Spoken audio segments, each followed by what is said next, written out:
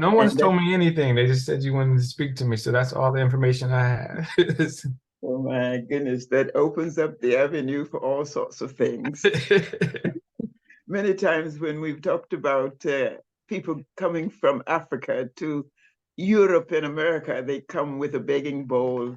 Yes, I come with a basket full of offerings. beautiful. With my Uh, arms are wide open. yes. Well, thank you so much for taking this time to spend with me, and of course through uh, Kim. I am a diasporan but resident in Africa from Wonderful. 1962 From 1962, you've been living. till the present Wow, time, in beautiful. which I am a Ugandan national. We are resident, what's called permanent residences first, and now Wow. I'm a citizen of Really? Uganda, but still in the and of the United States. Now we just signed an agreement with Royal University in Uganda. With which university? Royal University. Don't know such a university. Huh. It's You part sure? of the Uganda, right? I mean, East Africa, Yeah, Uganda. Uganda. It's Kampala under is the capital city. it's Is it I, over there in Fort Portal? I haven't been, so I don't know the area, but we just put the ink Uh-huh. on it a few weeks ago. It's not part of the state system, it's part of the kingship. My Uh-huh. understanding, the king has his Then own university system. that is right. Then that would be the Baganda, Okay, and it should be in Kampala. okay. And Mutebi could possibly be that. That's the only university that would claim to be connected with royalty. I see. And that is the king of the Kampala Baganda. Okay. Yeah. Now, may I ask, what was the nature of the content of the agreement? What Yeah. are you agreeing to? Too good. Very good. So we had a pretty robust agreement, but our legal department at Cal LA was just questioning everything. Like we had stuff like writing stuff together, and they wanted us to give us detail on co-publishing. So we just stripped it all the way down to just some exchange program. Although it's more than that, but that's what the document now just says. It's going to be exchange program with faculty and students. But it's typical any type of agreement in terms of just publishing together, being a think tank together, but under the guise of Pan-Africanism, because we're a Pan-African Studies department. So we kept saying like, no, our push and our interest in doing this is Pan-Africanism. May, Um, Mhm. mhm. And May so I know that when were you or your representative in Kampala? How recent? no, we haven't been. So we have a faculty member from Zimbabwe, and so he Mhm. knew they reached out to him, and I'm the chair of the department, so they brought me into it. So we haven't gone there yet. We haven't been to visit, and they haven't been here either. But that's kind of in the works because I mean, it's just like sign. When I say the ink might not even be dry, like this is just happening. Like this is happening right now. It's happening right now. Well, it is as now they've told you to come, and I'm coming with the invitation. So when they said Uganda, I was like, well, I maybe have the they must invitation know in about this. Like you must know about this I event. know about the university. Uh, I do not know about what you're talking about. I see. I see. And so I am coming here not representing, but being co-hosted with the international conference I see. from Makerere University, which at the last of our checking was the 13th ranked university in all of Africa. Wow. It is the place where Nyerere and many of the earlier leaders studied, and all would have known about Makerere University. Wow. And so the place that you're talking about, we use the word decampaign it and tell Okay. you that I bring you gifts. I Wow. bring an invitation on a silver platter saying, listen to what I have to offer I'm that has listening. been brought through Dr. Horn. I'm listening. I'm listening. And so you also come Mm, and meet the Royal University that you're talking about. wow. Actually, we are about 50 universities in Uganda There's 50 universities in Uganda. under the Forum of Vice Chancellors and Really? authorized by what is called the National Council of Higher Education. Wow. And Mekere, once again, is not only the highest ranking in Uganda, but the 13th ranking in all of Africa. Africa. Wow. So Yeah, you will I didn't know. check us out after this conversation. I shall. I shall. Yes. Mm, wow. Now, Um, may I ask then, what did Dr. Horn tell you so that I'll know where to take I off know from?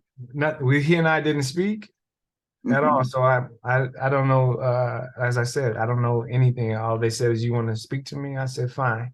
That's But how. no other messages were conveyed to me at all. Uh, Yes. so, Now, I wonder, therefore, whether or not my hostess from the Thai Institute would want to say a bit of a background as to why she has made this connection through Dr. Horn.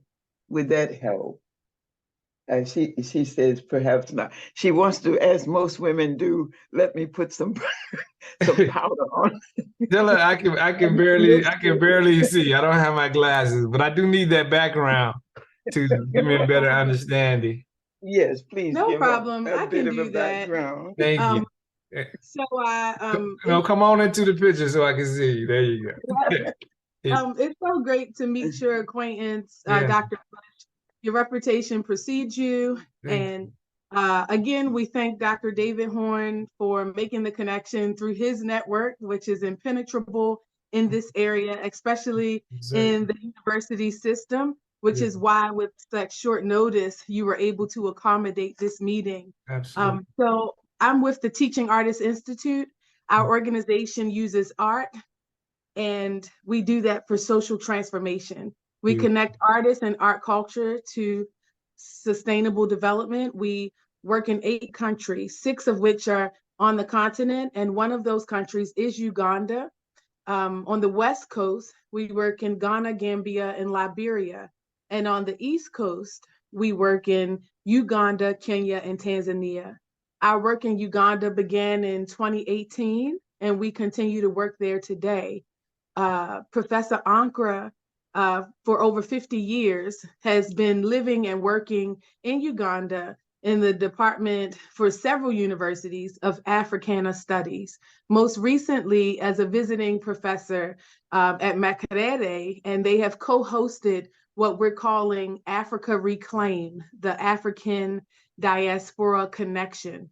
This Wow. conference will take place next year from July 8th through the 12th.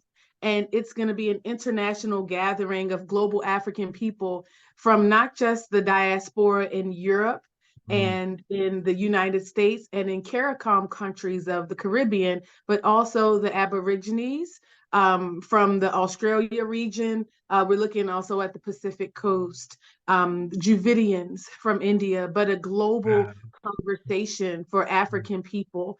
And Professor is here in California Mm, and across the United States as her first promotional tour, looking for speakers, partners, co-sponsors that are interested.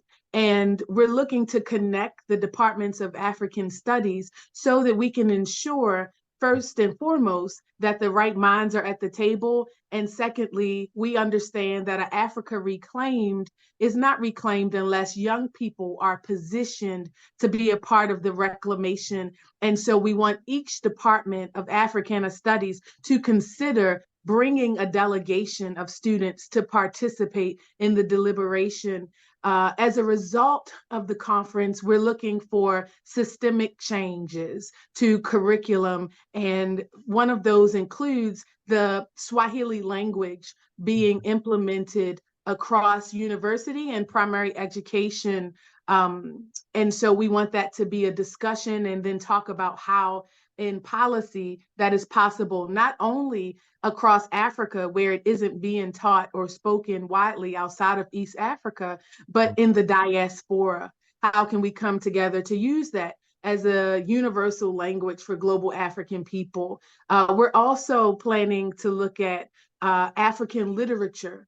Who are the scholars, and where are the libraries of Alexandria? Where are the libraries of Timbuktu? Where Wow. do they exist today?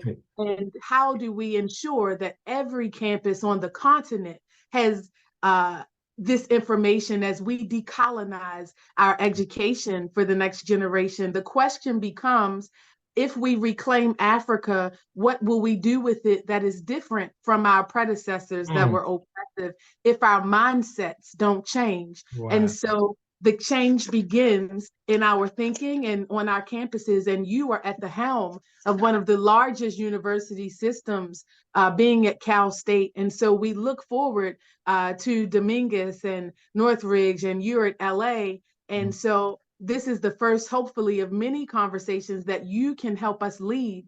And so today's discussion is about figuring out what your schedule is for next July 8th through the 12th, figuring out what your budget is to put together a delegation of students from across Cal State to join us, and also deciding what your role should be in convening as a speaker. And so I hate to cut to the chase. I know that this was not a planned meeting. I'm sure, again, that it is the first of many, but the conversation starts today. And Professor Ankrah has flown all the way from Uganda, living there over 50 plus years. Her and her husband has the Ankrah Center, which is a multi-purpose conference center on the campus of UCC. No, it is the campus. No. Yes, it is the campus. They have 100 acres of land in Entebbe, Makano. I mean, she is an example. Her life embodies Pan-Africanism actualized, born in North Carolina, just like your grandmother and my grandmother in some cases, on that south to north migration, and then deciding after college that the racism in America was too much as a burden, and that she could only fully, truly self-actualize if she left the country. And she did that with her husband, and they moved to Ghana. And after living and working in Ghana, they decided that Uganda is where they would settle. And she hasn't been back since. She decided to come back on this tour to ensure that as Africa sees Niger emancipate itself, and Burkina Faso emancipate itself, and Mali emancipate itself, and as it reclaims its formation for the future, that it uses its most valuable resource, which is the diaspora. And so working in a systemic way means connecting to the university system. And this conversation is going to be an example for many conversations that she will continue to have throughout this tour. Wow. This is going to trip y'all out a little bit, maybe. Let me see if I can do this. Do you want to share your screen? I do. Okay. I'm going to make you the host, and I'm going to make you the host now. And so you should be now able to share your screen. Can you see that? Yes. We will see that. Oh, wow. Wow. So last year, we brought this, my brother's pretty much the lead. We brought 300 educators to Ghana to talk about African-centered education. Oh, literally to talk about what all you just said to me right now. I actually got tears in my eyes listening to you talk. And we just had our lunching meeting this morning to launch the campaign to do this again for those dates. We're going to have over 350 people again in Ghana to continue the conversation of what you just said to me. Wow. I don't have to repeat what you said. And this is in September. This is in September. Wow, why go to Ghana again? We need to talk to these people. But listen, I just told her that we talked to the people at Royal University. I mentioned it to them. They was like, no, we want it in Uganda. So I tried to put it in my brother's ear that we need And to move. This is going to be in Ghana this year, so I can't get him to move on this. But it doesn't matter. I pitched it to him.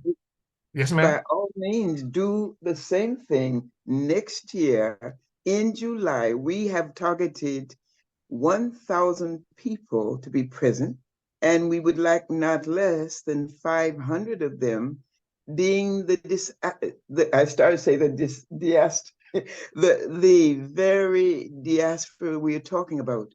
I am Ghanaian by marriage. My children are Ghanaian by father. And so I know my home first was in Ghana. Wow. Now, therefore, we have an affinity with Ghana that would justify your repeating what you've done once. You will have some experience of doing it in Ghana.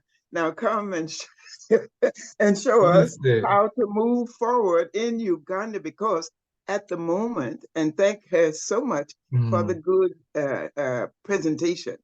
At the moment, I am, as far as most Ugandans, including myself, the only diasporan in the nation of note. And the reason we have targeted so many, and from north to west, east to south, is that the Ugandan African will experience and dialogue with American descendants of slaves, which is just finished, you remember, in the United Nations Human Rights Division for the first time. Wow. And therefore, the experience you're gaining in Ghana will be invaluable for Uganda. However, I think Dr. Horn would have shared with you the program that we've set out, because there are many, many issues. Ghana now has over, 3,000 African Americans there. We have one person, and I am known to be it. Unbelievable. And I secondly say that while the university you're mentioning is, of course, in Kampala, it's a little bit of a campus, smaller than the campus that I have leased to the leading church university, which is 100 years old. That's Bishop Tucker Theological College, which is now Bishop Theological College is now part of Uganda Christian University, which is 25 years of age. Wow. So we're talking about a lack of a dialogue between the diaspora and Africans. The Ugandans, unlike the Ghanaians, have no clue about the diaspora. And therefore, they've not gained or benefited as Ghana has gained. Much of Ghana's status as a developed country is that from the time Kwame Nkrumah took over, he removed all mention of tribalism from the documents. Yes. Now, what we are trying to do for all of Africa is first and foremost say, you can be your own owner, but only together with your brothers and sisters. Kwame Nkrumah said, only when you've united. Yes, ma'am. And that is my message. Wow. And what I'll say to add to that is that we're here to support the development of what you already have in establishment. And so we want to support that. It doesn't change our dialogue with you as who you've been sent. You've been sent to us to help us tap into the university system for Cal State, and we're so interested in doing that. Absolutely. And we hope that the system has the capacity to support both. You definitely have more than one campus, and there's so many students in your department that would benefit from doing this work. And it sounds like your department specifically would benefit because a memorandum of understanding with Makerere is so much different than with the Royal University that you've already began. And perhaps you can do both, but definitely access. Yes, but definitely it'll be a different level of legitimacy and access in your programming, and for that of your students engaging in cross-cultural exchange. And so next July 2024 is a very ambitious date. And I can see that you already have plans for September of 2024. Our organization, the Teaching Artists Institute, will actually also be in Ghana during those dates in September. We may join you at your program. Yes, we'll be doing hosting the Homowo festival of the God Wow. people in Ankrah. And Wow. so we'll be in town during your event. And we're hoping that you can find a way to be in town for the conference that we're hosting in Uganda next July as well. What would we need to do to begin exploring that possibility formally on behalf of your department and for your students for July in Uganda next year? Very good. So thank you. I mean, so the conference I showed you is largely community college.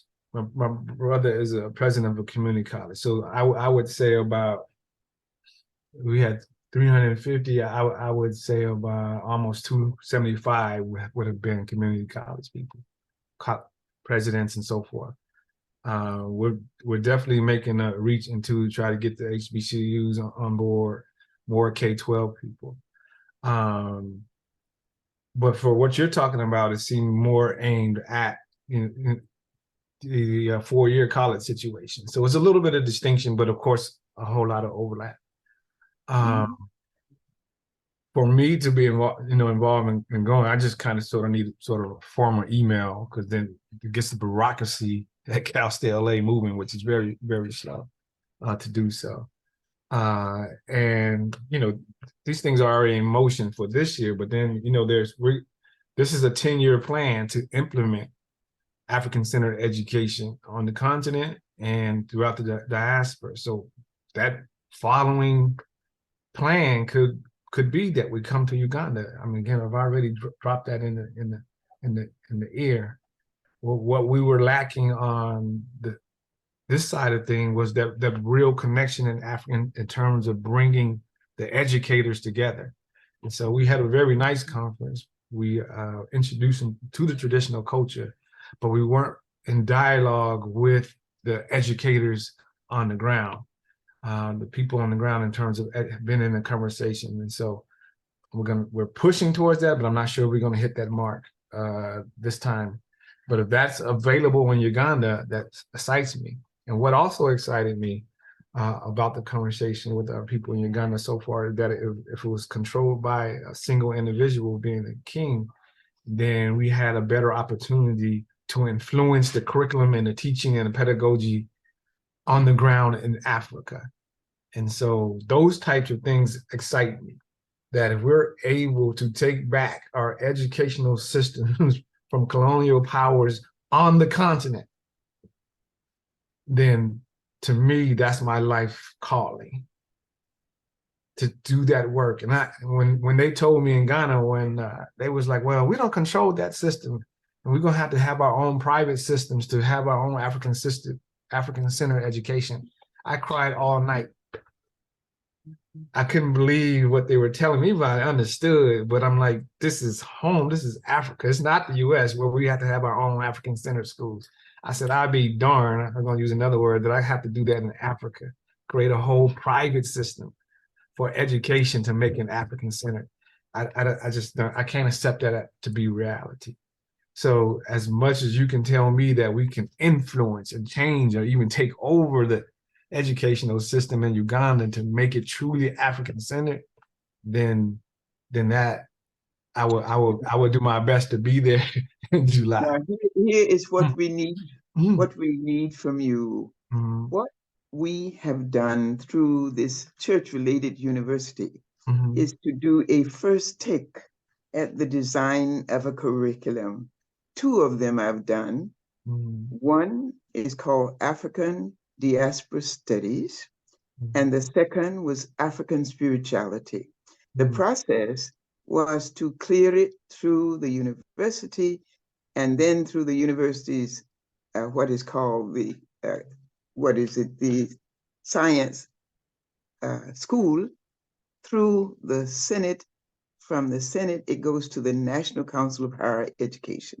Of course, the National Council is overseen by the Ministry of Education. Yes. What we have not succeeded in doing yet is that process of selling it at the higher levels. One of the things that I had wanted to ask of you is whether or not I might see the curricula that you've used and developed in this university, because we borrowed from about 20 or so universities in drafting the draft that was submitted or to be submitted to our Senate, not at McKittery, where the international conference is going to be held. McKittery has said that at the material time, they cannot do it overnight because of funding considerations. What McKittery did do, though, when I went just to discuss the conference, it decided to partner with the international conference on the Africa diaspora, Africa Reclaimed, meaning that what comes out of that conference will have the endorsement of the leading university in all of East Africa and 13th in all of Africa. So the way is open to do exactly what you're doing, and that is Africa reclaiming its educational system. And as she's indicated, reclaiming the system will reclaim the minds of Africa, and therefore, given the changes taking place across Western Africa at the moment, genuinely all of the resources, the wealth for generations to come. And that's where she was saying quite rightly, we are also starting with Thai, because Thai is focused on that very generation in a way that everybody speaks, that is culture. Yes. And so I wondered whether or not Dr. Horn shared with you the very program, because what else we're asking is not the broad endorsement. We're asking for names of speakers. We're asking for chairs. We're asking for at least 500 diaspora. If, for example, 300 were coming from American African-centered universities, the battle is already won in Uganda, because I'm almost a pioneer. I am the one diasporan in the whole of 45 million people, and I'm not boasting. So I hope that we're not putting too much in front of you to even absorb, but the challenge is enormous. It's a lot, but it's all worth it. It's all worthy, and I'm excited to hear it. So my mind is just going 1,000 miles per hour at the same time. But it's all the mind and all. Though, that I'm speaking with the full authority, even of letters that have been shown with Dr. Horn. He might have also shown you the letters that were just received by the very vice chancellor of McKittery University. No, I haven't had any conversation with him, whatsoever. This is what you're telling me is all new to me. Wonderful. Well, a beautiful beginning. Exactly. And what I would also like to add is your attendance for us as the Teaching Artists Institute is only half of the battle. We're very focused on having the university students as a part of this conversation. And I know that you have the capacity to help us be a mouthpiece to get this information in front of the students so that we can begin to help them logistically prepare for the journey. We're talking about finding funding. We're talking about some of the students not even having passports, talking about the real barriers to study abroad. As a student myself going through matriculation at Morgan State University, we weren't given opportunities for study abroad. And when we found out about them, we didn't have the financial capacity. All of our students should have a birthright exchange to the continent to be a part of this movement, especially if they're learning about it in theory and they don't have any access to the practice. They're on the cusp of history as we watch the decolonization of France out of Francophone countries. This is historic. When we watch the opposition leader from Uganda, Bobby Wine, only in his 40s, a musician, but also here in the US looking for the diaspora, encouraging them to come back home. And so we want young people to be in their rightful place at the front of this conversation and engaged on the ground. And so the question becomes, how can you as a department chair share this opportunity with your students in a timely fashion, because we're looking only at 2 semesters before next summer, and this semester just started. So now is the time for us to tell them about this opportunity. And me can even see if they can get a 3-credit course. Maybe they can get credit for participating in this as a summer course. And so there's a lot of work to be done. And I know that you're the partner we need. And now may I add, we both tooting one. She's talking about the new generation, and I'm talking about the whole of the old. When we talk about Africa Reclaimed. So in addition to saying come back home, this conference will attempt to answer all of the issues there too, of the diaspora committing to, and Africa bringing back together that one. So even as we, through TIE, get students to engage, we are asking, and I will ask that immediately when the conversation is over here, that program be sent to you, because from keynote speaker all the way to the imminent, finally having those people address a meeting, we are asking you for names of speakers, names of those. And as she's just indicated, I come with not the begging bowl, but the bowl of opportunity. I appreciate and that. probably unique in that sense. Yeah, I mean, to some of the speakers we used last year, I can give you those names, like Tony Browner. I met him the other day at Cuba Embassy. I just finished his book, but we need those that are less sung heroes, those who've been talking about other issues than just the beginnings. But what is it now to live in this context? What's happening across the world that says Africa is actually the destination for those who want to make a full commitment to ourselves as a race. I'm not shy of using the word even the race, because in effect, it is the race that offers the future of mankind. And that race is Black Africa. Absolutely. We also use Chika Akua. He was one of the keynote speakers as well. Chika Akua, he's at Clark University. Oh, I graduated from Clark. Did you? 1957. So, but I've been told about somebody named what was the name of the young man, the keynote that you mentioned? Danny Glover. What about Danny, because of the media attention that Danny he would Glover. get? You're talking about and among the young, and his messenger. Yeah. Something else. You know. Yes, Danny Glover's an actor. You will see from the program that this is a weighty conference. It is not just anyway. He would be an attraction, though, for the old as well as the young generation to open it up. And then when you've studied it, in addition to every name that is open, we started this process in 2019, the year that Ghana made a great deal of the year return. Yes. We stopped because of COVID. We have a full team now on the ground that now can be across Africa. But what we are saying is, even as you plan and get your student universities here together, we would want the highest participation of those who are thinking deeply about this Africa unity that Kwame Nkrumah mentioned. Yeah, so as much written information. Much of you. Yes. I'm sorry. Go ahead. No, I finished. As much written information I can have as possible. So we just had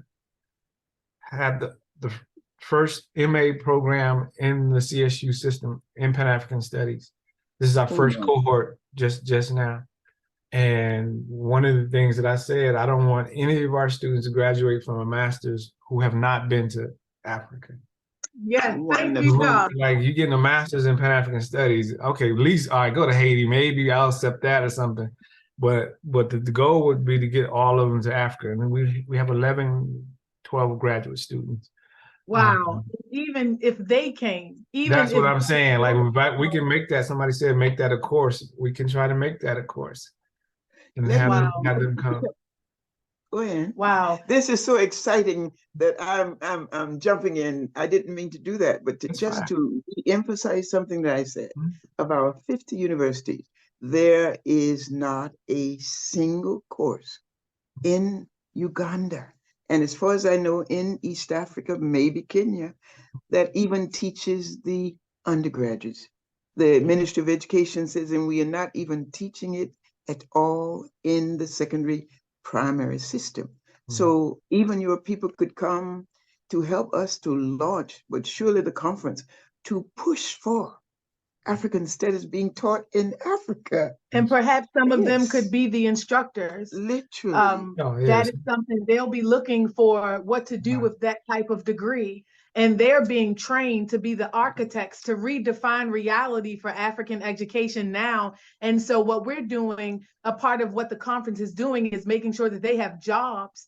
And we in Uganda have the infrastructure to make sure they have logistical needs met, like a place to stay, like a car to drive, while they're helping to change the face of education in this region as a model for all of East Africa. So these 12 students are our 12 disciples. I'm so excited to meet them all. And I mean, some of them, I mean, they good. Like some of them are really, I don't even know why they're in the master's program. Like they that advanced. But this, Wow. I mean, just It's that fine. advanced. But yeah, we can make that the push. I mean, that can be the thrust. That's we would need a couple other meetings to make it happen. But again, I would need as much paperwork. And then, I mean, I'm the charity department, but there's the director of the program.